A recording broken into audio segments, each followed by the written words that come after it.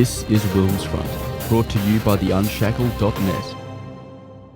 The Victorian statewide treaty bill passed the state parliament last Thursday. So this will mean, despite the fact that almost 54% of Victorians voted no to the voice to parliament in the 2023 referendum, the Allan Labor Government, well, this treaty process, Victoria's going to get the full Makarrata, so voice, truth, treaty. Dan Andrews started it and continued it despite the result of the voice referendum here in Victoria. So remember, there's the First People's Assembly that's already in place, and then there was a Yuruk Justice Commission. Now, with the passage of the treaty legislation, the First People's Assembly is now going to become a new statutory corporation called Gellung Warl. Now, what does that mean? It translates to tip of the spear or pointed spear in the Gunnery language. So it sounds very reconciliation. Which, of course, it doesn't seem to be the goal anymore. It is all about literally division and having a separate category of people here in Victoria. So this new Gellung Warl statutory corporation, it'll be funded by Victorian taxpayers for more than 70 million per year, have 33 representatives who are voted by Indigenous voters, all 65,000 of them. Now, remember, if you saw you can see some of them in the photo in the corner. You could make the case a majority of those who identify as Aboriginal in Victoria are not full-blooded. They have lighter skin, but they're going to get all of the benefits of this treaty because, of course, there's the Allan Labor Government has not ruled out reparations, as was recommended by the Yuruk Justice Commission. So what this new Gellung Warl will do is that it will offer guidance to government departments and agencies on laws and policies on all Indigenous matters. And now some of this body will be exempt from freedom of information laws because they'll be covered by Cabinet in confidence. They'll be exempt from land tax. They'll get their own meeting room in the Parliament House. They will co-design a new Indigenous truth-telling education curriculum for students prep to year 10. And they will get to set their own rules on how government departments and agencies must consult on programs and policies related to Indigenous people and culture. They will oversee Aboriginal community infrastructure funding and will act as a naming authority for geographical features in Victoria, which could potentially rename national parks, waterways, and this could also lead to them being restricted as well to non-Indigenous Victorians. So this, of course, is just the beginning. And we got a preview of what this new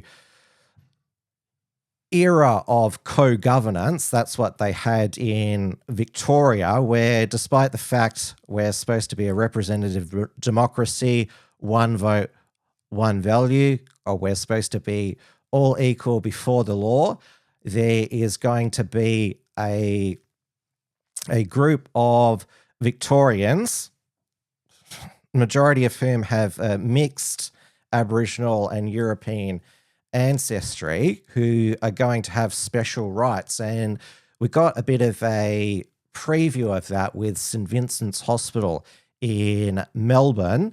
They were actually nominated for a Victorian Public Healthcare Award for their emergency department policy that all First Nations patients presenting are automatically assigned a minimum triage category 3, meaning urgent, requiring treatment within 30 minutes of arrivals.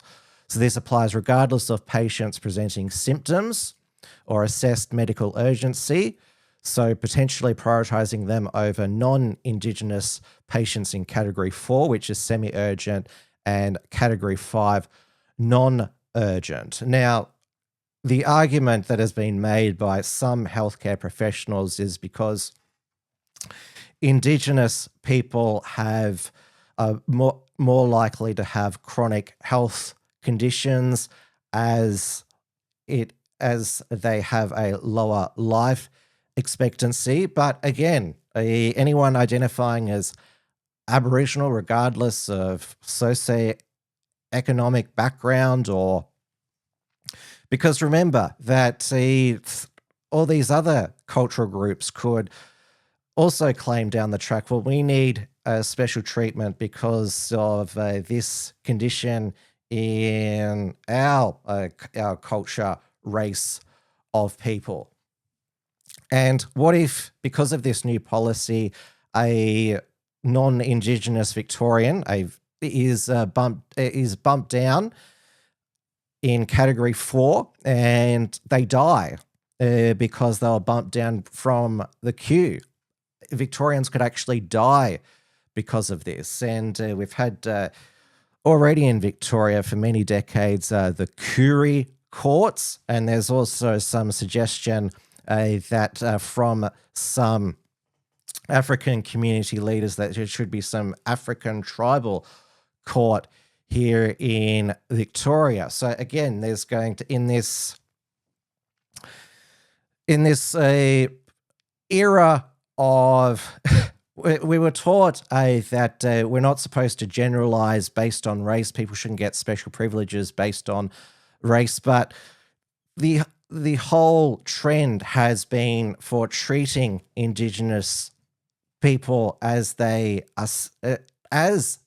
are different from the rest of it. Of course, we're entering the identitarian era. Of course, it's bad if white people lobby based on racial interests, but it's certainly okay if those who have Aboriginal ethnicity in them lobby for their interests and all the other various ethnic groups here. Now, it doesn't seem that when this treaty is signed, the sovereignty is not going to be ceded. It's wherever going. It means that sovereignty is forever going to be shared. As I said, this is never going to end. Reconciliation, it doesn't seem to be a goal anymore. It's all about having this system where Indigenous. Those who identify Indigenous are elevated to democratic decision-making, although we are told that the Victorian Parliament will retain, as it's called, parliamentary sovereignty. The Liberal and National opposition here in Victoria have promised to repeal the treaty within 100 days.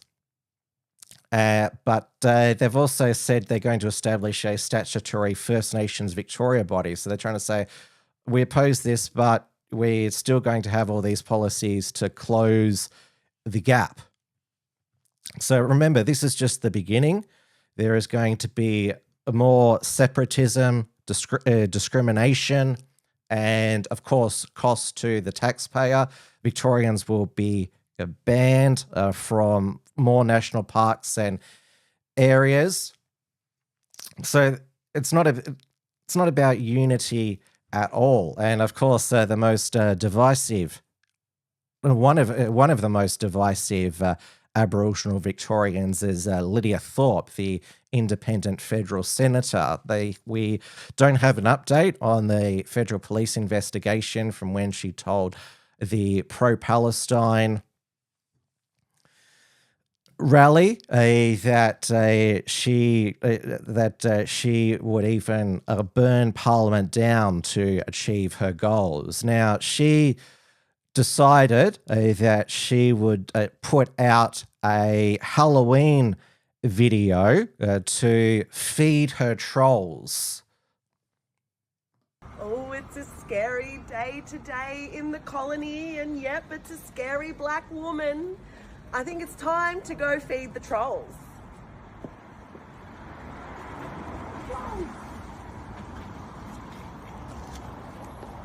Let's start with this one. Australia is a racist colony. Here we go, trolls. White Australia has a black history. Trolls. Remember this one? Not my king. Here we go, trolls. Eat that one. And, of course, fuck the colony. Eat it up, trolls. I didn't know that in Aboriginal English, I already knew that black doesn't have the C, so it's B-L-A-K, but I didn't also know that fuck is spelled F-U-K, so it doesn't have the C in it either. And now Lidia Thorpe is claiming that she's feeding the trolls, even though it's actually the reverse. The trolls, the trolls feed her, and of course, probably the most notable time that she fed, well, the trolls fed her was, of course, when there was that warrior of the convict resistance video where the Aboriginal flag was burnt by a masked man, and then she did that it was at the height of the Voice referendum. She did that press conference where she was wearing sunglasses and chewing gum. She looked extremely like she was on something, and she accused Anthony Albanese of wanting the Voice referendum and the fucking fascists to wanting to get her. But I'll tell you what is scary is her uncle, Robbie Thorpe.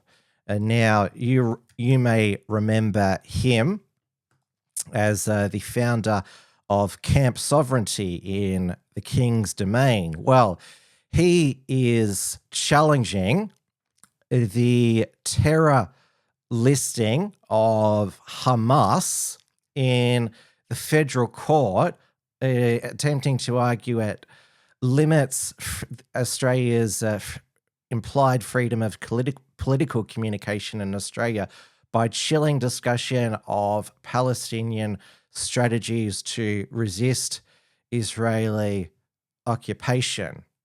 I couldn't believe this when I read this.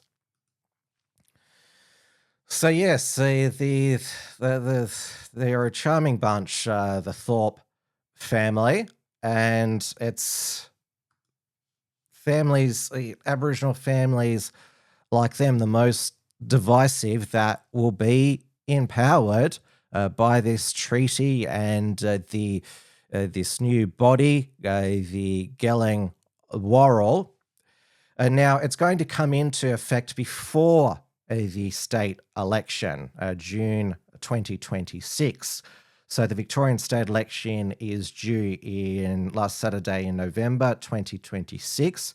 So Victorians will get to pass a judgment on this treaty and of course, all the other policy disasters by the Allan Labor government. This is Will's Front, brought to you by the Unshackled.net.